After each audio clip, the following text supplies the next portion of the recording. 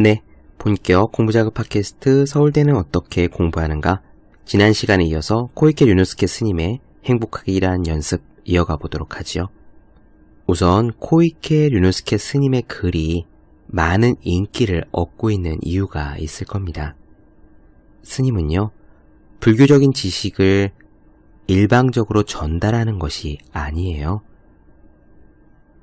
지금 우리가 겪고 있는 문제들, 그 각각의 문제 케이스에 따라 그것을 해결하기 위한 방법들을 제시하는 식으로 붓다의 가르침을 활용합니다. 왜 예전에 우리네 큰 스님이 법문하실 일이 있으시면은 그냥 갑자기 불교 내용을 전달하시는 경우가 많으셨잖아요. 붓다의 일생에 대해서 법문하신다든지 경전의 한 구절에 대해서 강독을 하신다든지 그냥 갑자기 화두에 대해 설명을 하신다든지 라고 말이죠. 그런 경우에는 좀 뭐랄까, 이런 말씀이 굉장히 죄송스럽기는 하지만 마치 교장 선생님의 훈화 말씀 같아서 재미가 좀 없는 것이 사실입니다. 그런데요, 원래 붓다는 케이스 스터디를 이야기해주는 스승이었어요.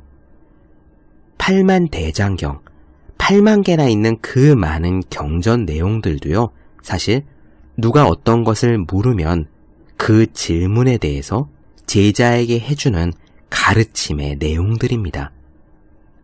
가장 대표적인 경전이라고 볼 수 있는 금강경 같은 경우에도요, 그 시작은 이래요. 수보리라는 사람이 붓다에게 찾아와 어떻게 살아야 합니까? 어떻게 마음을 항복받을 수 있습니까? 라고 묻고 그것에 대한 답변을 쭉 이어간 것이 금강경입니다. 어떻게 우리네 마음을 항복받을 수 있느냐? 그러니까 마인드 컨트롤을 하는 방법을 물은 거예요. 어떻게 하면 스트레스를 줄이느냐? 뭐 그런 내용인 거죠. 그것에 대해서 붓다가 답을 주셨고 수많은 제자들이 그 답을 기억했다가 나중에 붓다 열반 이후에 다 같이 모여서 기억을 모아 기록으로 남기고 그것이 경전으로 만들어집니다. 지금도 많은 분들이 좋아하시고 저도 역시 즐겨 듣는 증문즉설 있잖아요. 저는 그 증문즉설을 볼 때마다 2500년 전에 붓다가 저러시지 않았을까라는 생각을 가끔씩 하곤 해요. 누가 일어나서 법륜 스님한테 그렇게 질문하지 않습니까? 저는 이런저런 상황인데 어떻게 해야 됩니까? 라고 얘기하면은 법륜 스님이 그 질문자가 놓여있는 상황에 맞는 답을 주시죠. 원래 인류의 큰 스승들은 다 그랬습니다.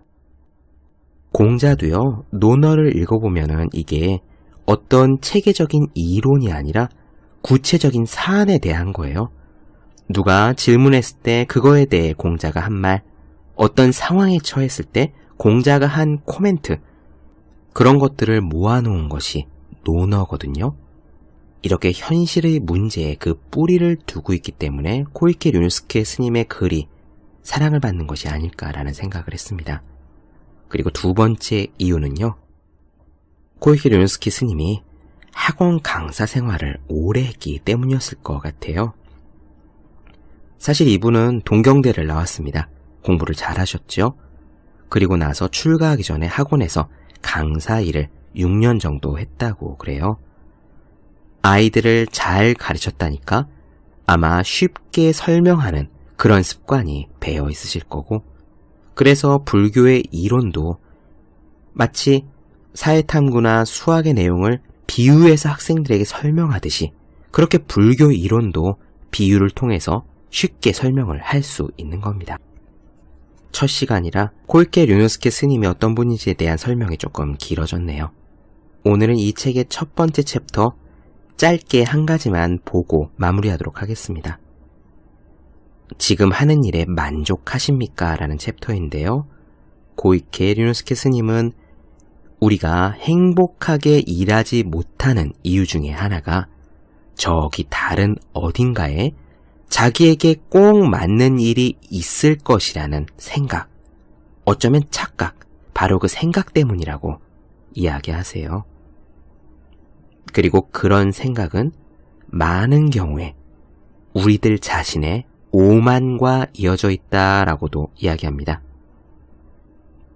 저는 이 표현을 듣고 사실 굉장히 킥킥대고 웃었는데, 우리는 사실 우리 자신을 가리켜서 이토록 귀한 나라고 생각한다는 거예요. 누가 나에게 무언가를 시킬 때 갑자기 확 짜증이 밀려드는 것은 우리 속안을 깊숙이 들여다보면 이토록 귀한 나에게 그렇게 하찮은 일을 시키냐 라는 것이라는 겁니다.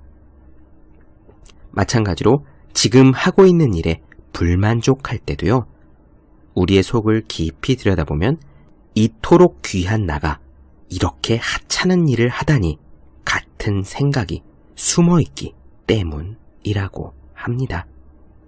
물론 저는 여기서 나에게 꼭 맞는 그런 일이 없다라는 말씀을 드리는 것도 아니고요, 코이케 류노스케 스님도 그런 이야기를 하시는 것이 아닙니다.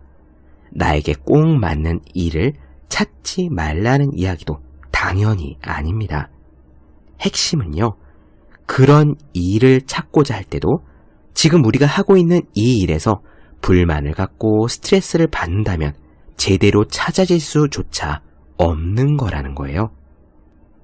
결국은 점점 더 우리에게 맞는 일, 우리가 하고 싶은 일을 찾아서 가야겠지만, 그러기 위해서라도 지금 하고 있는 일에 불필요한 불만, 오만에서 나오는 스트레스는 받지 말아야 한다 라는 것이 코이케 류노스케 스님의 조언입니다. 앞으로 계속 반복해서 보게 될 테니까요. 오늘 내용 우선 읽어보겠습니다.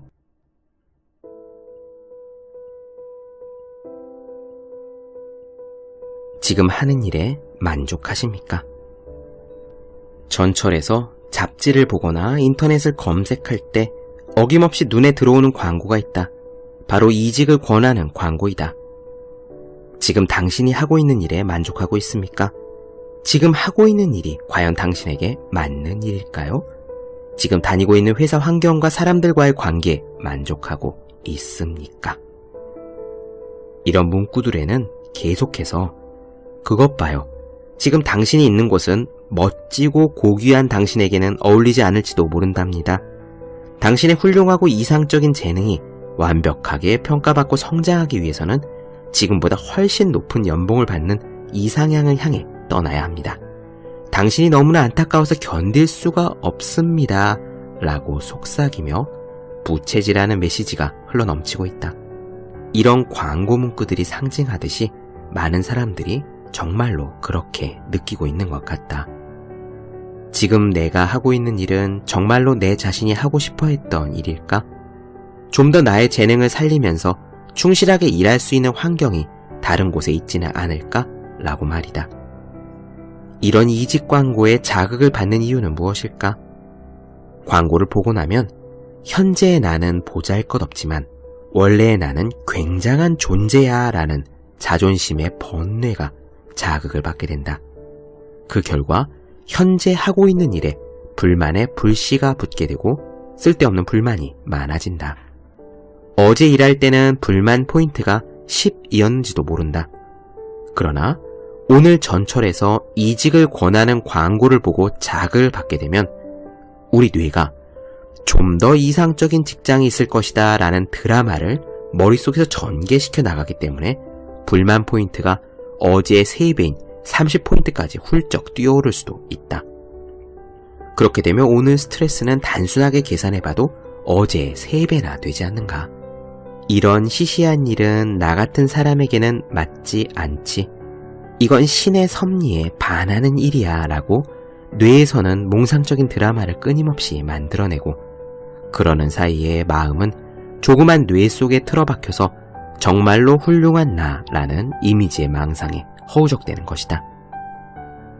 이렇게 뇌가 만들어낸 드라마 속에 마음을 가둔 채 일을 하게 되면 컴퓨터 자판을 두드리면서도 마음은 거기에 머물지 않게 된다. 컴퓨터의 문서 화면에서 줄을 바꿀 때도 그렇고 동료의 의견을 듣는 두 귀에도 마음은 머물지 않는다. 자신의 의견을 말해야 할 때 역시 마음은 뇌 속에 번뇌 드라마에 몰두하고 있기 때문에 논리정연하게 말할 수 없게 될 것이다. 마음이 산만해진 탓에 단순한 일도 실수로 이어지기 쉽다. 이런 행동의 원흉은 바로 이토록 훌륭한 나, 이토록 고귀한 나, 이토록 대단한 나 자신이라는 해이해진 뇌 속의 망상 때문이다. 이렇게 자기 자신에게 갇혀서 자아의 농도가 높아질수록 눈앞에 당장 해야 할 일들은 빛이 바래고 시시하게 여겨진다. 일이 시시하게 느껴지면 쓸데없는 불만이 생겨난다. 그러면 그럴수록 이 일은 더 시시해진다. 그 이유는 여러분의 상상에 맡기겠다. 하지만 무엇이 됐던 간에 이 일이란 건 시시하지 않다. 이토록 고귀한 나라는 왜곡된 뇌 속의 정보에 의해서 현재 하고 있는 일들이 시시하다, 나에게 맞지 않는다라고 마음대로 해석되어 버린 것이다. 이런 참담한 드라마를 스스로 만들어내는 일은 이제 멈추고 뇌 속에 틀어박혀 있는 마음을 당장 해야 될 눈앞에 놓여있는 일로 향하게 만드는 것이 중요하다. 앞으로 이 내용을 상세히 설명하도록 하겠다. 어쨌든 지금 당장은 지금 하고 있는 일이 나에게 어울리지 않는다고 생각해버리는 것은 일의 의욕을 떨어뜨리고 스스로에게 피해를 입히는 자존심의 번뇌에 불과하다. 그러므로 그런 생각에 사로잡히게 되면 자신의 마음을 통제해서 그런 생각을 딱 끊는 것, 멈추는 것이 중요하다라는 진리를 명심하는 것이 먼저 출발점이 되겠다.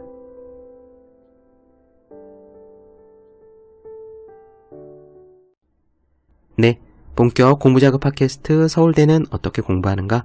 오늘은 행복하게 일하는 연습의 첫 번째 시간, 지금 하는 일이 만족하십니까? 라는 질문에 대해서 이야기를 나눠드렸습니다. 더 많은 이야기가 궁금하신 분들, 질문사항 있으신 분들은 제 네이버 블로그 허생의 즐거운 편지, 페이스북 페이지 허생의 즐거운 편지, 인스타그램에서 해시태그 서울대는 어떻게 공부하는가, 다음 카카오 브런치 한재우의 브런치를 검색해 주시면 되겠습니다. 오늘은 여기까지 할게요. 저는 다음 시간에 뵙겠습니다. 여러분 모두 열심히 공부하십시오. 저도 열심히 하겠습니다.